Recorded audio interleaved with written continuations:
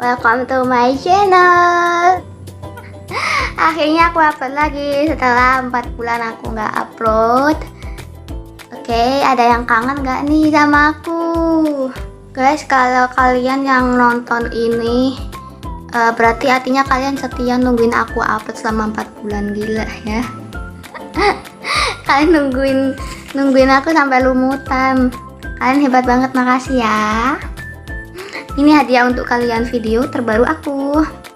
Oke, hari ini rencananya mau bikin konten Q&A gitu karena di postingan IG aku, IG story, aku pernah IG story gitu waktu 17 Agustus aku bikin kayak kolom pertanyaan gitu buat Q&A, tapi jadinya tidak Q&A, gak jadi Q&A guys, karena setelah 17 Agustus itu ada sesuatu yang terjadi, ada kejadian yang mengejutkan gitu, jadi aku gak bisa bikin kontennya.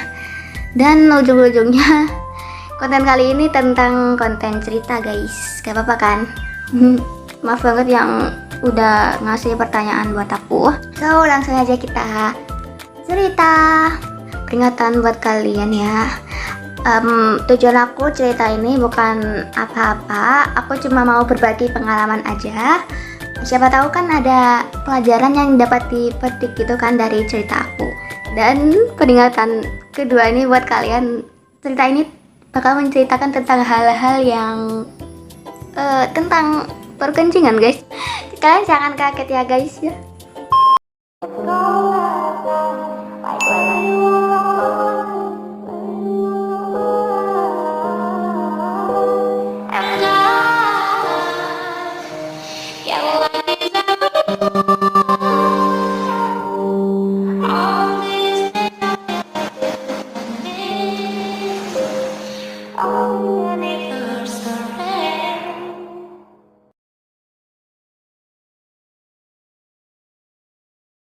Siapa yang ngira guys kalau Raja Jeba ini punya riwayat penyakit dari kecil, yaitu SN. Dulu sih diagnosanya kayak gitu. Jadi umur 7 tahun aku tuh hematuri. Hematuri itu pipis atau kencing merah gitu. Kan 1 tahun lebih berobat di rumah sakit, dinyatakan sembuh. Ya udah tuh, sejak kecil beranjak dewasa kan. Tahun ke tahun itu aku masih sehat-sehat aja gitu guys. Nah, nggak tahu nih kenapa tahun 2022 itu awal Mei aku kambuh lagi waktu tour di Jogja. Halo Jogja.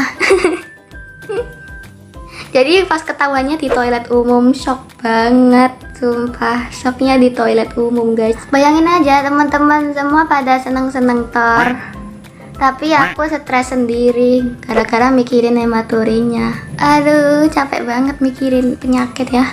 Terus setelah pulang dari Jogja, aku langsung jaga pola makan. Jaga pola makan aku tuh kayak membatasi snack-snack gitu. Karena makanan kemasan gitu aku nggak boleh. Terus makannya itu harus yang gizi seimbang. Lauknya harus ada, sayurnya harus ada, buahnya ada, nasinya juga ada. Aku nggak minum susu guys, jadi aku cuma 4 sehat. Kalau 5 sempurna kan pakai susu kan. Kok nggak sembuh-sembuh, kok nggak berhenti-berhenti hematurinya, kan bertanya-tanya aku tuh. Akhirnya berobat ke puskesmas waktu 21 Mei. Puskesmas itu kan dikasih obat untuk pemberhentian hematuri gitu. Tapi setelah 1 minggu ya benar sih berhenti, tapi cuma kayak apa ya, hilang timbul gitu loh guys. Jadi selang-seling gitu, hari ini berhenti hematuri, besoknya hematuri lagi gitu terus. Ya namanya sama aja nggak pada perubahan kan. Ya udah tuh bulan Juni dirujuk ke RS Gresik. Nah ini rumah sakit rujukan kedua. Di situ aku langsung dirawat inap untuk observasi. Observasi ini kayak melakukan cek darah, cek urin, ronsen, USG, kayak gitulah. Kayak mau melihat ada apa aja di dalam tubuh. Ya ada organ sih.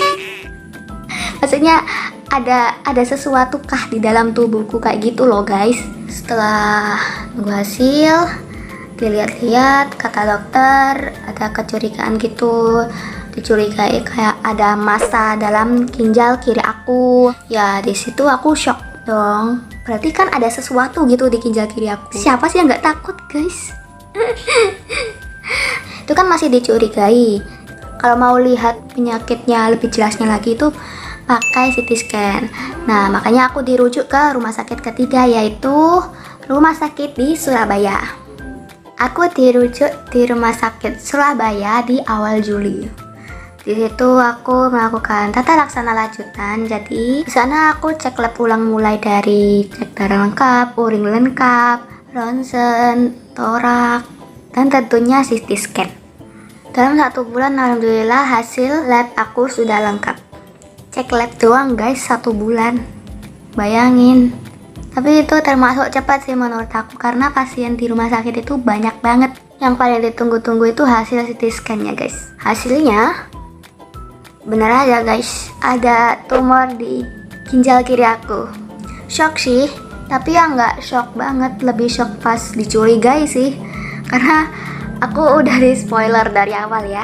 Lalu di awal Agustus dilakukan diskusi dengan dokter senior. Di situ dijelaskan ukuran tumor aku tuh udah sebesar 5 cm lebih. Jadi kayak setengahnya ukuran ginjal aku nggak sih? Dan rencananya mau diangkat. Batinku itu kayak oh ya udah angkat aja, kayak siap banget gitu loh. Nah tapi nih beberapa menit kemudian mamaku nanya nih ke dokter ya, dokter ini maksudnya tumornya aja kan yang diangkat? Dokternya jawab, bukan bu, tapi ginjalnya yang kiri sekalian diangkat. Ketawa banget gak sih? Jujur aku di situ shock, mematung gitu guys, nggak bisa ngomong apa-apa. Tadi sebenarnya aku udah siap, tapi dikasih tahu begitu aku langsung bimbang dong. Kenapa gitu? Tapi guys, aku paham kenapa harus ginjalnya sekalian diangkat, karena kayak posisi tumor aku tuh ada di dalam ginjal gitu loh, jadi susah diambil. Kalau misalnya tumor aku tuh berada di luar ginjal, kemungkinan bisa diambil. Tapi sayang sekali, tumor aku berada di dalam ginjal, jadi mau nggak mau harus diangkat. Setelah beberapa hari di rumah, mama tanya sama aku kira-kira siap apa enggak kalau aku operasi. Siap gak siap ya harus siap dong. Kita memasuki kejadian yang paling horor di dalam hidup aku. Jadi waktu 17 Agustus, yaitu hari kemerdekaan Indonesia, upacara 1 tahun sekali itu ngelaksanainnya di lapangan gede gitu kan, dan anggotanya itu terdiri dari murid-murid beberapa sekolah. Nah jarak antara lapangan sama sekolah aku tuh 1 kilometeran gitu. Terus kesananya kan jalan kaki, semua murid jalan kaki sih. Pas udah upacara tuh pulang, sorenya aku nggak bisa pipis dan itu sakit banget, kebangetan. Terus aku hematuri nggak henti-henti, dan hematurinya ini tuh yang parah banget gitu loh. Aku tuh sampai nangis, jujur iya nangis, histeris malah, kayak sedih banget aku bayangin aku pas waktu gitu. Akhirnya karena mamaku nggak tega lihat aku histeris, makanya mamaku bawa aku ke IGD rumah sakit Gresik, yaitu rumah sakit yang kedua. Aku langsung dirawat inap, 8 hari rawat inap. Situ aku transfusi darah 2 kantong karena HB aku turun, dan posisi aku di situ hematuri tiada henti. Terus akhirnya membaik, terus pulang terus rawat inap lagi di rumah sakit Surabaya. Di rumah sakit Surabaya aku juga sama transfusi lagi. Berapa kantong ya? 4 apa 2 ya? Ya intinya segitu. Di rawat inap kali ini tuh aku dioperasi kecil, yaitu sistoskopi dan biopsi.